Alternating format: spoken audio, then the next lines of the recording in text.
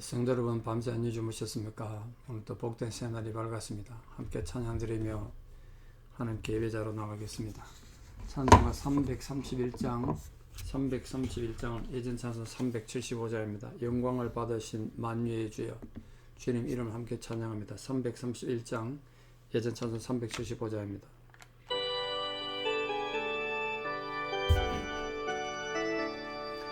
영광을 받으신 만유의 주여, 우리가 명령을 따르리라. 베푸신 은혜를 감사히 알고 진실한 마음으로 섬기겠네. 구주의 은혜 주시는 대로 영원히 받들어 섬기겠네. 찬송하겠네. 생명을 주시는 구주로다. 구주를 높이고 잘 공경하여 온유한 마음으로 섬기리라.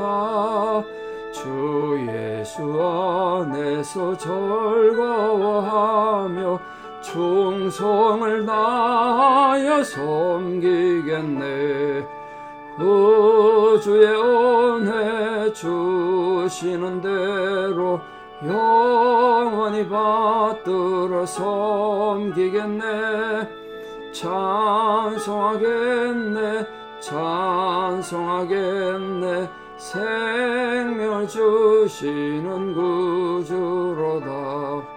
예수를 믿고서 널 사랑하여 참 기쁜 마음으로 섬기리다. 온 마음을 드리고 널 순종하여 구주를 영원히 섬기겠네. 구주의 은혜 주시는 대로 영원히 받들어 섬기겠네. 찬송하겠네. 생명을 주시는 구주로다. 아멘. 함께 신앙 고백 드리겠습니다. 나는 전능하신 아버지 하나님 천지의 창조주를 믿습니다.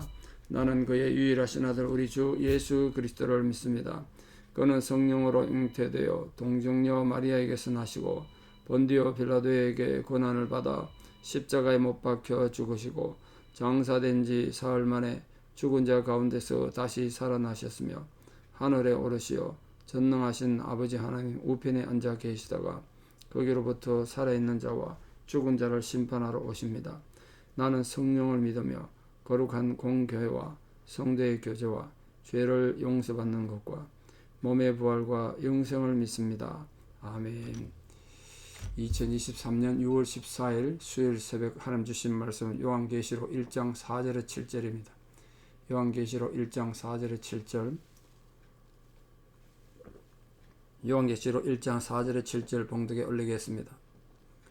요한은 아시아에 있는 7 교회에 편지하노니 이제도 계시고 전에도 계셨고 장차 오실 이와 그의 보좌 앞에 있는 7 영과 또 충성된 정인으로 죽은 자들 가운데서 먼저 나시고 땅의 임금들의 머리가 되신 예수 그리스도로 말미암아 은혜와 평강이 너희에게 있기를 원하노라.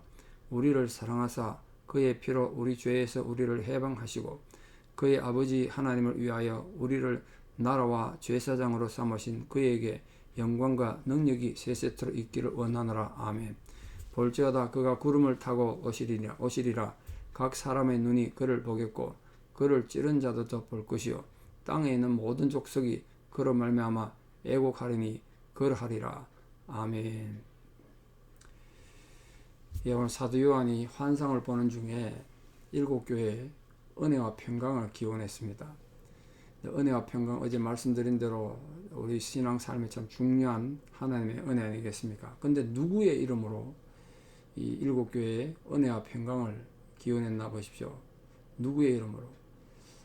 오늘 4절 말씀 보면 이 성부, 성자, 성령 이름이 다 나옵니다. 하나님만이 아니고 예수님만도 아니고 성령도 아니고. 그러니까 교회가 교회다워지기 위해서 은혜와 평강을 누리기 위해서는 성부, 성자, 성령의 이 삼위일체 하나님의 은혜가 필요하다. 지금도 마찬가지 아니겠습니까? 하나님의 이름으로 은혜와 평강을 기원한 건 그 은혜와 평강이 결국은 하나님께로부터 주어진다. 그 은혜와 평강이라는 게 우리가 소원한다고 되는 게 아니고 우리가 소망하고 기도하는 것들이 뭐 얼마나 각자 많겠습니까만 우리의 기도의 완전한 소망의 성취는 결국 하나님으로부터 온다. 그걸 지금 말하고 계십니다. 이제도 계시고 전에도 계셨고 장차 오실리. 이게 하나님을 말하는 거예요. 하나님. 그 삼위 하나님이 동시에 표현된 성경이 잘 없는데요. 아주 드물게 오늘 본문에서는 성부 하나님, 성자 하나님, 성령 하나님 전부가 우리 인간의 신앙에 대해서 삶의 관계를 하고 계신다. 그 이제도 계시고 전에도 계셨고 장차 오실리라고 지금 하나님을 성부 하나님을 표현했는데 한마디로 말하면 영원성 아니겠습니까? 이제도 지금 계시고 전에도 계셨고 앞으로도 오실 분이다. 그 시간을 초월한 영원성, 또 변하지 않는 불변성이라고 할까요? 그리고 어느 곳이나 계시는 전지전능하시고 선제성, 그걸 지금 하나님이 이런 분이다. 요한이 설명하고 있습니다. 출애굽기에서 모세가 하나님께 하나님 이름이 뭡니까? 물었을 때 네가 왜 하나님 이름을 묻느냐? 하나님은 스스로 있는 자이다. 참 번역이 어렵고 이야기 어렵습니다. 스스로 있는 자. 그게 지금 현대판으로 말하면 이제도 계시고 전에도 계시고 장차 오실리다. 스스로 있는 분이다. 그 표현이죠. 이 성부 하나님에 대한 이 표현들은 정말 하나님이 이렇게 우리에게 감동적으로 우리 과거와 현재와 미래 속에 살아계시는 정말 전능하신 분이시구나. 그런 데 대한 소망을 갖게 한다는 거예요. 특히 이제 장차 오실리다. 장차 오실리. 이는 우리 미래를 말하는 거 아니겠습니까? 그러니까 예수님의 재림과 심판뿐만 아니라 그 모든 것들이 하나님과 관계되어 있다. 하나님으로부터 온다는 것. 그게 중요하죠. 물론 이게 또 예수님 표현도 있겠습니다만 또 성령에 관해서 오늘 뭐라고 표현했냐면 그 보좌 앞에 7영이다. 오늘 그렇게 표현했습니다. 그 보좌 앞에 7영이라. 그 7영이라고 표현이 되어 있는데 그래서 또 7영 이것도 이단들이 말입니다. 뭐 특별한 자기들 종교 지도자 7명이라 그런 엉뚱한 소리, 택도 없는 소리를 하는데 7영은 말 그대로 성령이에요. 성령.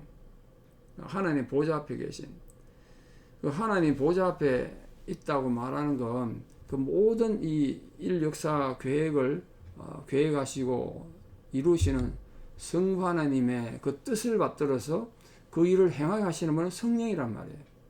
그 하나님 보좌 앞에서 7영이 있다는 말은 하나님의 계획을 성령 하나님께서 이루기 위해서 준비하고 계신다. 이런 뜻입니다. 근데 성령이 왜 7영이냐?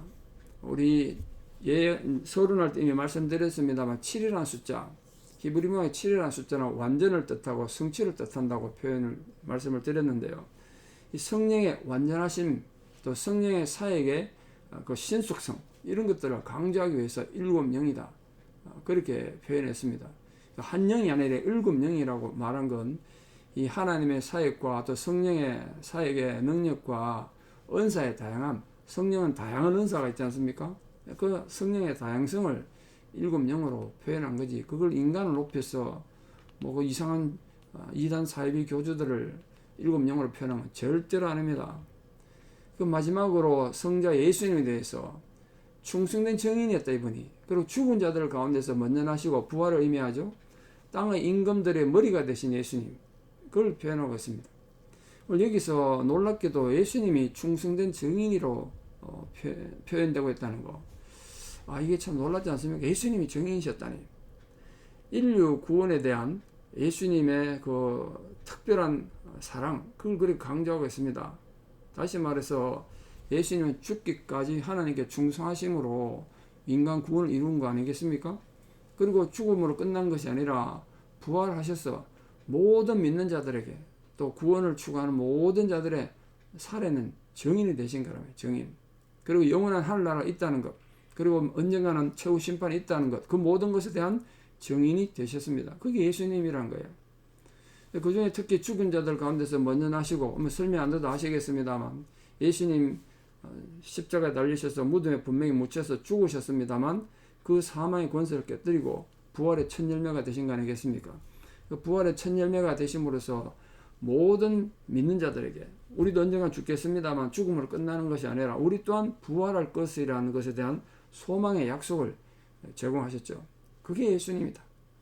그런데 그 예수님은 어떤 예수님이라고? 땅의 임금들의 머리가 되셨다는 거예요. 땅의 임금들의 머리. 여러분, 이 땅에 지금도 왕이 있는 나라도 있고 고대 많은 황제도 있었고 그렇습니다만, 이 땅을 좌지우지하는 영향을 끼치는 권세자들, 그게 고대 우리 성경에 특히 로마 황제라든가 그런 나라들이 있겠습니다만, 또 사단도 인간의 삶에 많은 권세를 갖고 있지 않습니까? 그런 권세자들을 정복하시기 위해 사망의 고통을 받으시고 그 사망에서 승리하셨다. 그러므로 모든 신들과 또 모든 왕들보다 뛰어난 그런 존재가 되셨다. 그게 우리가 믿는 예수님이고 우리가 전할 예수님이시다. 근데 그 예수님께서 우리를 위해서 지금 어떤 일을 행하셨다고 6절에 지금 말하고 있습니까? 우리를 사랑하사 그의 피로 우리 죄에서 우리를 해방하시대요. 이게 예수님이 하신 일이죠. 예수님 온 인류 죄 문제를 해결하실 수 이 땅에 분명 오셨죠. 예수님 왜 오셨습니까? 인간의 죄 문제를 해결하고 오셨어요. 근데 어떻게 죄 문제를 해결하셨습니까? 다른 방법이 많았겠습니다만 정말 어리석고 연약한 방법을 택했어요. 그래서 세상 사람들 보기에 이 기독교 구원의 도로 십자가는 어리석은 거예요. 어리석어. 세상 사람들 미련한 거란 말이에요. 왜 우리 구원을 위해서 예수님은 십자가에 죽으시는 방법을 택하셨어요. 왜 그러셨을까요? 그게 사랑이니까. 그보다 더 큰 사랑은 존재하지 않죠. 저와 여러분을 주님 사랑하시고 우리를 구원하시기 위하여 주님 십자가에 이렇게 달려 돌아가셨단 말이에요.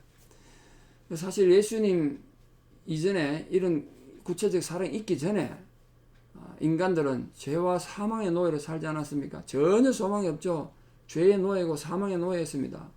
죽으면 영원한 고통 속에 빠질 수밖에 없었죠. 근데 예수님의 이 대신 죽으시는 대속의 은총으로 우리는 죄에서 완전히 자유를 얻는 그런 해방을 누리게 됐습니다. 이처럼 이 사랑이란, 인간의 고통 가운데 있는 인간을 사랑하시는 그 사랑이 예수 그리스도의 모든 사역의 원동력이었습니다. 그 사랑이 오늘 우리를 살게 하고 그 사랑이 구원을 가져온 거죠. 근데 그 예수께서 우리를 어떻게 만드셨다고 되어 있습니까? 나라와 제사장으로 삼으셨다. 하나님 나라와 제사장 삼으셨대요. 이스라엘 백성들이 출애굽한 뒤에 시내산에서 십계명을 받기 전에 하나님 앞에 너희들이 어떤 민족인가, 하나님께서 그 이스라엘 민족 정체성을 준 것이 출애굽기 19장 4절에서 6절에 있는데요. 굉장히 중요한 부분이죠. 거기에 이스라엘 백성들을 보고 이렇게 말씀하셨어요.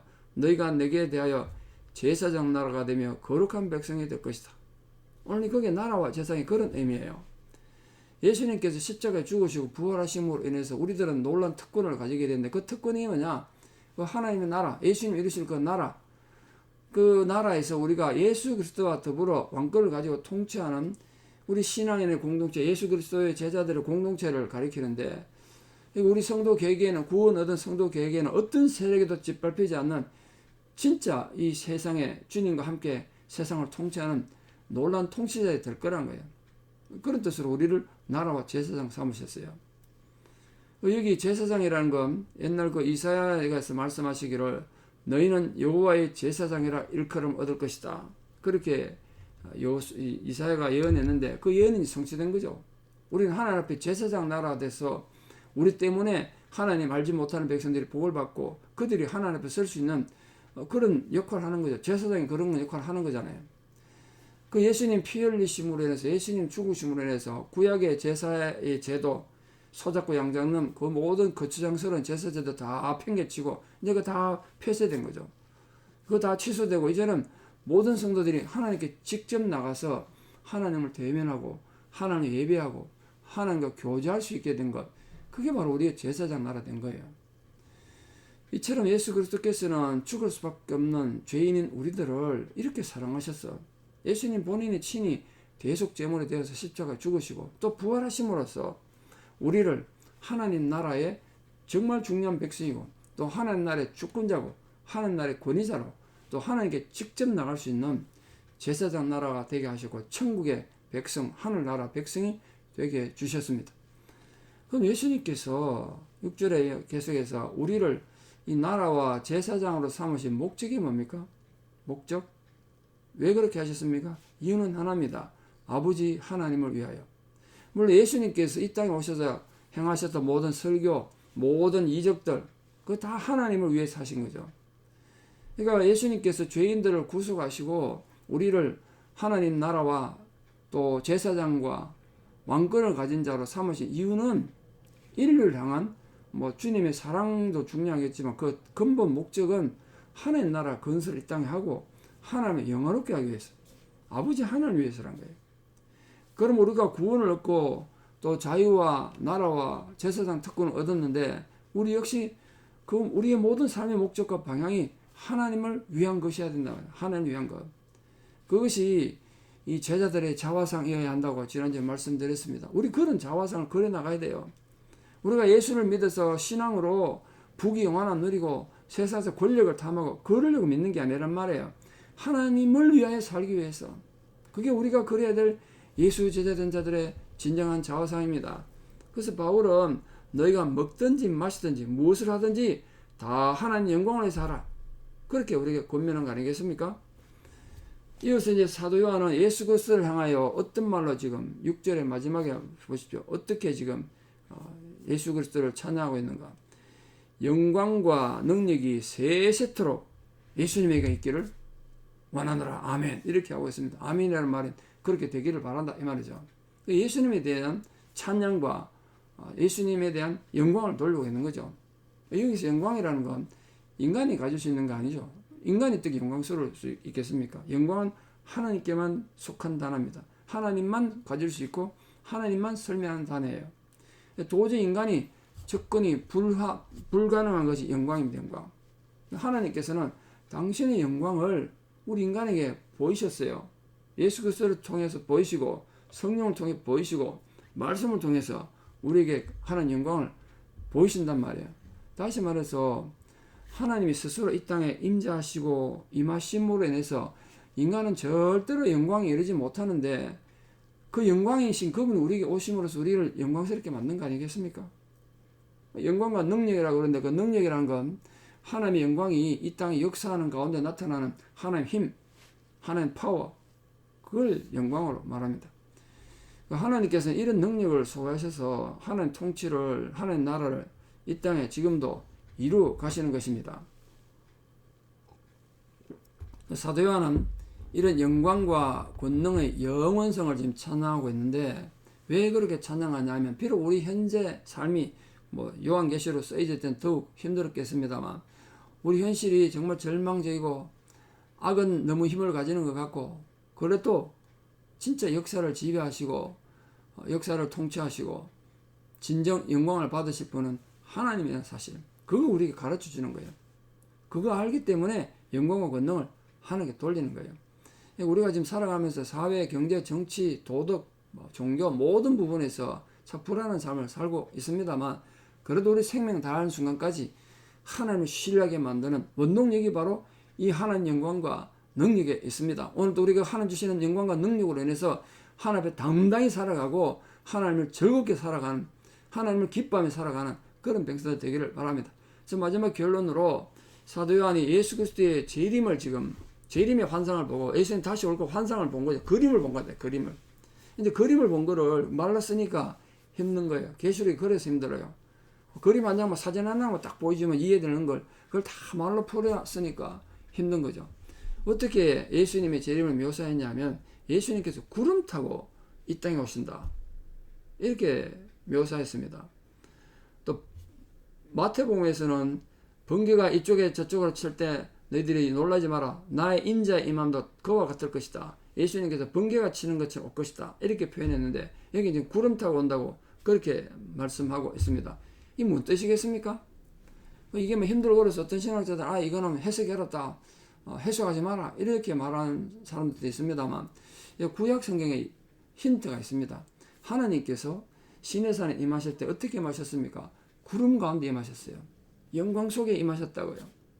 이 본문에 예수님께서 지상에 다시 재림하실 때 구름을 타고 오신다, 이 표현은 그 옛날 시내산에서 하나님이 임재하실 때 그 구름 가운데 영광으로 나타난 것과 같이 예수님 재림 시에도 예수님이 영광스러운 모습으로 오지 않겠습니까? 예수님이 처음 오실 때처럼 마구간에 말려물 통해서 그래 또 오시겠습니까? 그건 아니라는 거예요. 이제 다시 오실 때는 승리와 영광과 권능의 모습으로 시내산에서 하나님의 능력으로 구름 가운데 임하셔서 이스라엘 백성들이 막 두려움에 떨었던 것처럼 그런 영광스러운 모습으로 올 거란 거예요. 예수님의 다시 재림은 초림 때처럼 예수님 성모 마리아를 통해서 처음 오실 때 그렇게 오지 않고 그때는 비밀스럽게 왔지 않습니까? 이제는 다시 공개적으로 초공간적으로 모든 사람이 다 볼 수 있도록 그렇게 임하실 거란 거예요. 그래서 특히 예수 그리스도를 창으로 찌른, 성경에는 로마 병사들입니다만 지금도 예수를 창으로 찌른 자들 많죠. 악한 존재들, 사단의 졸개들, 그런 사람들이 여기저기 많지 않습니까? 그런 사람들도 목격하게 된다. 예수님 재림. 예수님 재림 목격할 때 얼마나 축복받겠어요. 예수님 이 재림의 이 목격은 이때까지 예수님과 무관하게 살던 사람들과 또 교회를 핍박했던 사람들, 불의를 행했던 사람들에게는 아이고 내가 세상을 잘못 살았구나, 인생을 잘못 살았구나, 얼마나 후회하고 비탄에 잠기게 하겠어요.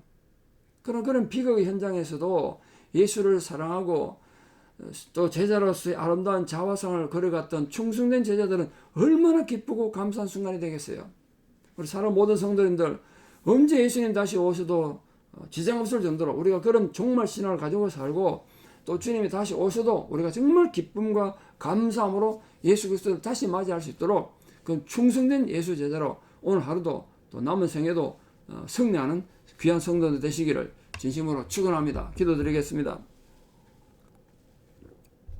아버지 하나님, 오늘도 우리에게 귀한 하루의 생명을 허락해 주시고 이른 새벽부터 하나님께 예배자로 세워주신 은혜를 감사드립니다. 하나님께서 주신 이 놀란 계시의 말씀을 통하여 참으로 우리가 지금 삶이 고달프고 힘들고 어려워도 성부, 성자, 성령 하나님께서 우리의 소망과 또 영생을 위하여 얼마나 애쓰시고 있다는 것을 알고 우리가 진정 하나님 나라로 살아가는 자들 되게 도와주시옵소서. 하나님의 영광의 의미를 알고 그 영광 가운데 살아가는 저희들 되게 도와주시옵소서. 오늘도 삶은 많이 힘들고 어렵겠지만 그러나 우리가 주님과 더불어 살아감으로써 주께서 소망 가운데 임하신다는 사실을 알고 구름 가운데 임하실 주님의 영광을 생각하며 우리가 참고 견딤으로써 현재의 모든 고난을 믿음으로 극복하고 승리하는 거룩한 성도들 되게 도와주시옵소서. 지금도 지치고 마음이 상한 자들에게 주님의 이런 구체적 위로와 격려가 함께 해주시고 그 영혼을 다 소성케 해주시는 은혜가 있게 하여 주시옵소서. 이제는 우리 주 예수 그리스도의 은혜와 하나님 아버지의 만극하신 사랑과 성령님의 위로 교통 역사하심이 오늘도 주의 재림을 사모하며 주님이 언제 재림하셔도 주님과 함께 기쁨으로 승리를 찬양할 것을 결단하고 소망하는 사랑하는 성도님들의 위대한 신앙의 고백 위에 또 우리 사랑하는 모든 자녀들 삶 위에 이제부터 영원토록 함께 하시옵기를 간절히 축원하옵나이다. 아멘. 오늘 하루도 믿음으로 승리하시고 또 내일 또 뵙겠습니다. 오늘 수요예배도 많은 참여 바랍니다. 감사합니다.